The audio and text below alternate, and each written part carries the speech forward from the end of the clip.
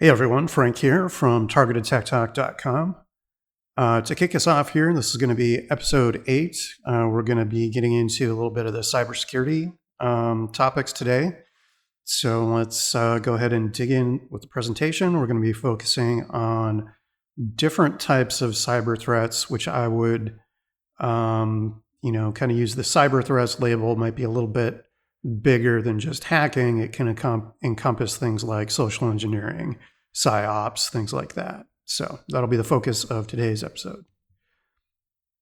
So let's get into the details here. And part of the inspiration was some of the comments I received on my channel, asking for some additional detail on kind of some of the platform level manipulation and stuff. So keep that feedback coming and suggestions. So the outline here, we're going to be talking about different types of cyber threats. So as you think about cyber threats, you can kind of, put them into different categories. It's kind of helpful to proceed. So you might have something that's kind of device level cyber threats. So I know within the targeted individual community, phone hacking is very common. Where they might go after your phone, but not your other devices. So kind of think about potentially, is it just device level? Is it everything on that device, or is it something else? Account level, that could be, one of your social media accounts or one of the accounts you use for one of your services across all your devices. So your PC, your phone, everywhere you see funny stuff, or you might be experiencing some cyber threats there. Network level, that might be something such as, oftentimes like your home network, especially if you use Wi-Fi, that can be a little less secure than a hardwired connection. And potentially, is there some threats there that anything connected to the network, they could be making what's called lateral movement. Once they kind of get a foothold, they can kind of move back and forth to the different devices on your network. So kind of think about, is it everything attached to my home network, or another network I use if you're in a coffee shop or something like that, especially if you want to use a VPN in that situation. But that's kind of a helpful kind of container way to think of things. Platform level. Platform could be, kind of that service that you might use. So think of your social media account, and there might be some funny business going on that's not your account. That platform could be manipulated. And then the final category would be social engineering and psyops. So this is really not hacking per se. Usually social engineering is included in part of the, kind of threat models we'll talk about. But this is just kind of getting people to do stuff using cyber tools. That can also fall under, some of these rules. So in today's presentation, I will put in a disclaimer. I do currently hold 3 cybersecurity certifications at this point in time, which I'm doing the recording as well as a networking certification. I do not have any kind of legal background, so we'll be talking about, the things that might be, getting into hacking, things that might be civil law or criminal law. Proceed with the disclaimer that topics there mentioned is, just my opinion and not considered legal advice. So we'll kind of proceed from there. So cybersecurity, we hear a lot about cybersecurity. Why is it so challenging, especially in our space? Really, it's kind of like, if you've kind of heard of like a Venn diagram, is kind of the 2 circles. A lot of times they don't overlap. So kind of what we see in the space is individuals with a technical background but no cybersecurity background, or vice versa, cybersecurity individuals with no technical background. So what do I mean by that? So some of the advice you may be hearing might be from technical sources that don't have any cybersecurity certification. It's very common for folks with a technical background to kind of assume they know everything about cybersecurity, but not put in the actual work to get certifications or relevant experience in industry. So those folks typically know a lot more than an end user, but really, might be in that 1% to 5% of what you actually need to know kind of range. So that can be challenging from that side. The other side is cybersecurity. Often cybersecurity really doesn't require anything like a computer science degree. Oftentimes just a certification or background in some areas such as networking or system administration may be adequate to secure a cybersecurity position. So something with that background, you could have a cybersecurity certificate without a deeper technical background. So you might really not understand the computer science concepts or go deep in the technical side. So I think what I bring in terms of skill set is really kind of the combination of both. So I've got that technical background, and I spent a couple of years getting the certification and the background to kind of go deep into cybersecurity. So that's a little bit why when you hear different cybersecurity advice, if you attend some of these webinars or something, if you ask the presenters if they had a computer science background, the answer 999 times out of 1,000 would be no. And vice versa, if you get cybersecurity advice from a technical person, do you have a cybersecurity certification? 999 times out of 1,000, the answer is going to be no.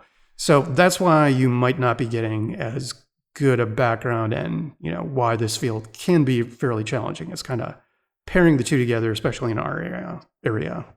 So that's a little bit of the background. So getting into today's presentation. So we talked about different levels of compromise or different types of cyber threats. Now we'll get into, have you been hacked? So the technical term in cybersecurity is indicator of compromise. Indicator of compromise is basically like a sign, a signal, or a symptom that you may be under cyber threat. That something is either installed or in the process of installing, or they're trying to get in. You might see different symptoms here. And the different symptoms could vary based on the type of malware or threat that's going on. So excessive data use could indicate that they're exfiltrating data. A device that's under compromise frequently is subject to overheating, similar to high CPU. So it could basically be trying to use the CPU to either get data out or do other things related to that compromise. Related excessive network traffic due to the data exfiltration. So you could see your network usage spike really high. You could see your CPU usage spike really high if that's something like crypto mining or something that's ransomware might be doing a high CPU process to kind of like encrypt your hard drive so that they can kind of put that ransomware prompt up on you. Before they do that, they will, encrypt everything on your hard drive or, try to lock that away from you. You could see pop-ups or adware as part of the indicators there. What's trickier might be something like spyware. Spyware is kind of the silent monitoring version of that. So that often is kind of throttled down, but just kind of silently observing, reporting details and not as in your face, but still present. So examples from the past could be Pegasus or similar types of spyware. That's really not trying to crash your phone or anything, but it is trying to, record your activity and get details from you. It just does it in a more subtle manner.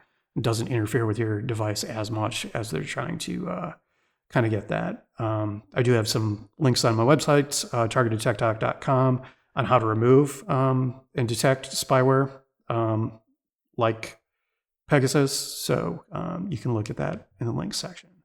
So types of attack. Differentiating the types of attacks here helps you kind of do some additional research to figure out what to focus on.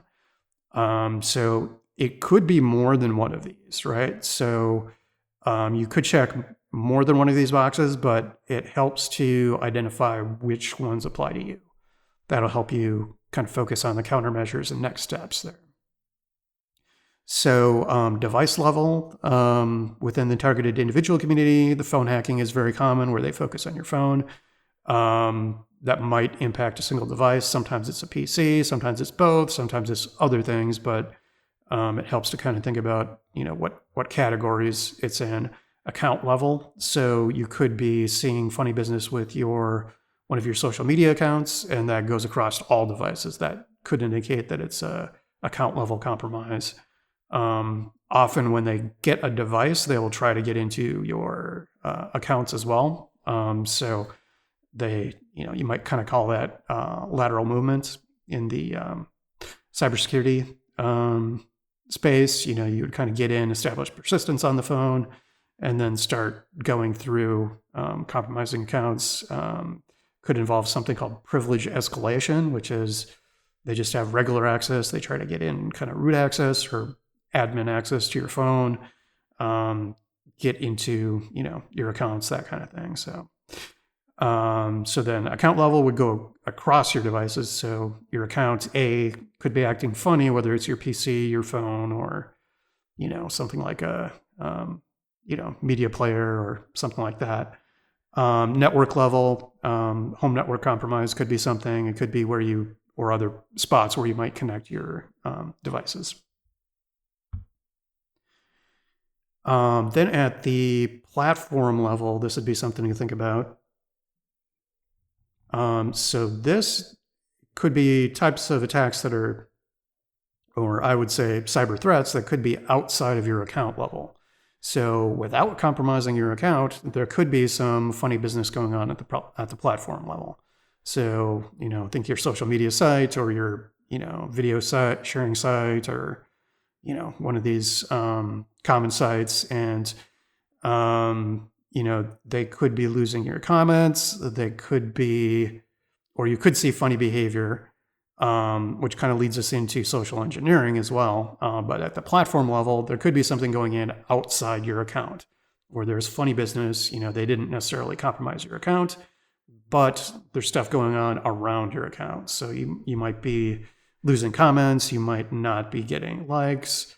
Some of that could be happening at the platform level. If someone has access to the platform level, or, in the next section, we'll be talking about kind of the human element of it with social engineering. That could be going on. So some types of manipulations can occur without compromising your account, just because somebody has access to the platform, or they're working with the platform owners, or something funny is going on there. So that stuff is harder to control, because if it's not your account, it's the service you're using is doing funny business. There's not a way to secure your account in that environment. You can do documentation and, kind of do support tickets with them and things like that. At the formal level, that can go to the level of digital forensics and stuff, but it's hard to prove that kind of thing for sure. Then we get into social engineering and PsyOps. We'll be kind of talking about a couple specific examples after this. But with social engineering and PsyOps, there can be no hacking. Social engineering could be a way to, if they called into a service and they tricked one of their support people into giving out, some information about your account, that could be a form of social engineering. You could call up, some of the person's information, say, oh, this person's busy, and sometimes they can get through. That would be one example of social engineering. Social engineering can also be at play, or full-blown PsyOps. I would kind of put that at the next level, which is kind of an advanced persistent threat that's kind of orchestrating people. So I would say social engineering is kind of the small, and then PsyOps would be like a larger scale type of manipulation.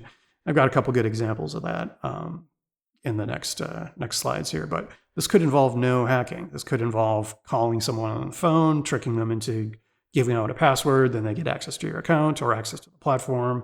Or it could be manipulation using human agents. So people could, have some influence over your follower group or over the people using the platform, and they manipulate them into doing things that they normally wouldn't do, either overtly or by instructing them to not take action. Basically, that would be like the shadow bans. So nobody likes my post, nobody retweets it, but I've got all these followers. Well, there could be, it could be some bad stuff going on as far as social engineering. So that's a few things to think about. Not everything is a traditional sort of somebody hacked my account kind of thing. So that's kind of the mindset to get into here, which is, there's sort of extracurricular things, which, usually there's a spot for this kind of stuff in cybersecurity models, but it's usually really way off to the side and fine print. But it can be more of a prominent thing in kind of different scenarios. So let's consider the social engineering side of things. So here's a couple scenarios for you, kind of a case study, and then one example of some documented nation state level psyops that occurred. So one scenario would be group manipulation by a bad actor. So that's something you could use to describe someone with nefarious purposes. You might use other terms, but that's kind of something out of cybersecurity or kind of a general descriptor. So this person is a bad actor. They are up to no good. They could be able to compel group manipulation using social engineering. So I kind of started to talk about this. This bad actor could be somebody inside your group or somebody outside your group with influence over your group. They could pretend to be whatever. They could pretend to be, they always pretend to be the good guy. And, but for whatever reason, they have influence over the people that could be liking your post or, that kind of thing. So when you do a post, you don't get any likes or retweets or anything, something funny is going on. That could be a bad actor basically directing the group's behavior. And that's not hacking of the system, right? So you could, you do a support ticket with your social media platform, they're going to have nothing. Maybe the bad actor used that social media platform to communicate this thing. But basically it's kind of a situation where somebody is directing users. They might be shadow banning you. They might be doing negative comments, but there's somebody coordinating this. And this is difficult. I would say this is difficult to prove, difficult to pin down. Within the civil law side of things, there's such a thing as, torts. An example of that might be intentional infliction of emotional damage. Could that describe this behavior as well as collaboration within a group to do that? Possibly. That could be something you look into. Does this get to the level of criminal activity? Don't know. It's sort of bad stuff within a group. This is definitely unethical. Is it illegal? Does it violate, does it qualify as civil torts, which is basically the equivalent of a law in civil law is a tort, which is something that you can bring to court. Is it that? I don't know. It's you'd have to look into that, but those would be questions. This is definitely sketchy, and could be cause for some of those follow-ups. Then at the nation state level, and if you kind of explore this, this the people participating within this, just if anybody ever had a pang of conscience, they would probably, they're not going to tell you about it because they've participated in something bad, which is it a crime? Possibly. Is it a tort? Possibly. You'd have to look into that. But the people who participated in it are highly unlikely to come forward and come clean and tell you about everything. And so this is kind of in that space of it's difficult to pin down. The people complicit in it, unlikely to help you. And it's not really the platform. It's just kind of this behavior, especially if they're communicating outside of the platform. That's going to be really difficult to pin down. even if they're communicating inside of it, it's not your account, so it's other people's accounts.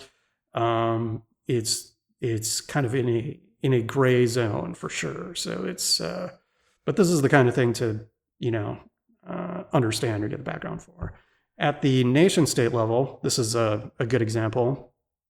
So I'm not gonna go into politics or anything, but this is one example that was cited a few years back, which is kind of a prominent level instance of nation state level psyops.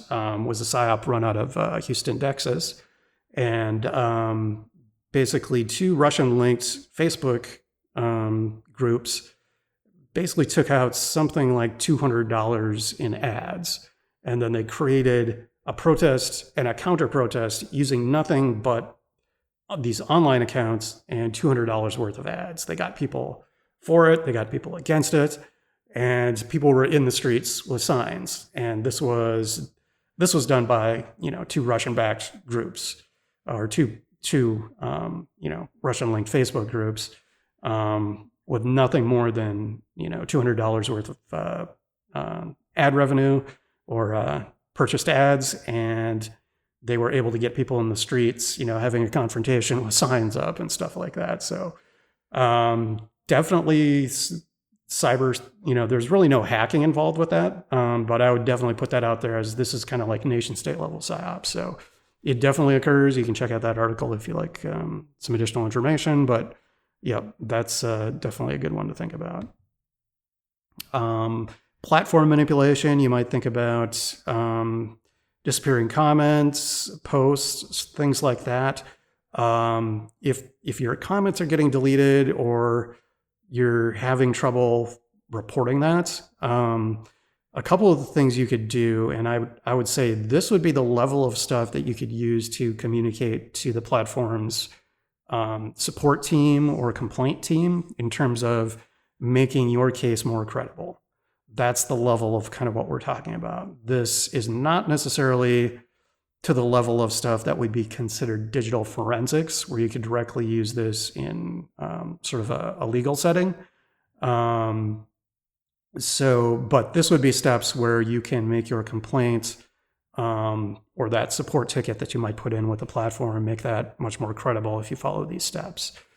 So versus saying my comment disappeared. Oh, okay, well, great. They're going to assume it's user error or something like that, or they'll kind of make it difficult for you to report that. So a couple of things that you could do if your comments, your posts are disappearing, or it's something that you see and then it's not there, it's extra work to do this, but this will give you, better level of detail to go to the platform and their support team. And this will ultimately, if somebody's trying to gaslight you or do something nefarious with social engineering, this could make it more difficult for them, which is something, something good for you at least.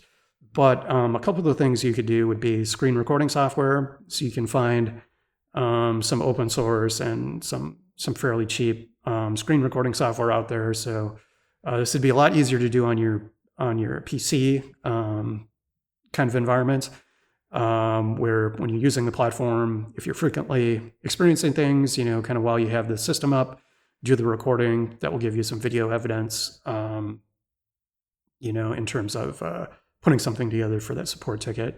You can also use the F12 developer tools. So if you're not familiar with that, you can kind of get into that. I think all of the common browsers have an F12 developer tools, and that kind of brings up a little pane where you can get additional detail. So one of those would be a network tab where you can kind of click into that and you can see the specific details of the requests that you make and the requests that you receive. So the stuff that's showing up on your screen below that, it takes the form of actual web requests to the company server, where you make a request and you get a response. And if you do something like post a comment, a lot of times you would have a log there of you making the comment and then the server responding that, yes, I received your comment. Here it is, ID number XYZ. And so having that documented would be, kind of that next level and a lot more credible when you make a complaint or kind of do any of those follow-ups there. So those F12s, and you can do a record that and export that as a log. So you can capture traffic, get the detail, what you did, and then do an export and save that out to a file. So those are a few of the things. Again, that's the level of stuff that you could do if you were trying to kind of follow up with a support or complaint team. And again, not necessarily considered at the level of digital forensics. I do know that stuff. So I can, if there's any interest, I can, do some additional presentations on that in the future, kind of pointing people in the right direction. But so that's just kind of the context there. The other things you could kind of think about is similar to the platform stuff. Consider some of the higher end kind of espionage stuff that's been out there and that has been documented. So think about the things that occurred with the Snowden disclosures. Keep in mind that the only one prosecuted for the Snowden disclosures was Snowden himself. All of this behavior continued unabated. Nobody got in trouble for it. So there was the PRISM program, which was voluntary corporate cooperation. And you can find some slides where certain companies voluntarily became NSA partner corporations and good buddies, and they provided information without warrants to the intelligence community about all the information in their systems and their users. And then there was also documentation there that Snowden disclosures, the FISA program, including some details there that Verizon was compelled via a FISA warrant to provide similar details to the intelligence community. So for sure, this stuff has happened in the past. That's documented. So you may want to think about that in terms of how platforms can be manipulated and how your information can be disclosed. So all of that, if you think about our previous model, even if you would have had a pristine phone, nothing wrong with your account, the platform themselves can give away your information at least. Can they do more than that? Don't know. But for sure, you've got this previous precedent, and it's definitely something to kind of think about. So further learning. So good next steps. If you haven't already viewed the video, My Secure Computing Basics is a free ebook and video presentation. So that is a full hour, kind of gets into cybersecurity, your devices. Again, we're not making any promises that we have a fix for everything. It's kind of a good quote there is, security is a process, not a product. And so I don't think there is a magic fix, but I think there is a good starting point to understanding it, at least, demystifying some of the stuff that's happening and taking the steps that are within your control to be more secure. So that is definitely a good starting point. In terms of understanding attacks and things associated with it, so we've got the MITRE ATT&CK framework. So that's a free website you can go to view different detail about the attack process, how different techniques that a cyber attacker might use at the different stages and what the stages are. And then there's the Lockheed Martin Cyber Kill Chain, which is a framework published by that company, which kind of explains the steps in which an outside threat actor kind of goes through, establishing persistence, lateral movement, the goals that they have for exfiltrating data or getting what they want. So those are two good references if you'd like additional information about understanding kind of the process here. So you can kind of skim those or go to those with as much detail as you want to. But those are a few good resources for you. So that is our presentation for this week. And next time I should be back with some new electronics demos, but that's everything for this week. So thanks for watching, and continue to put up those likes and subscribes, and we'll talk to you next time.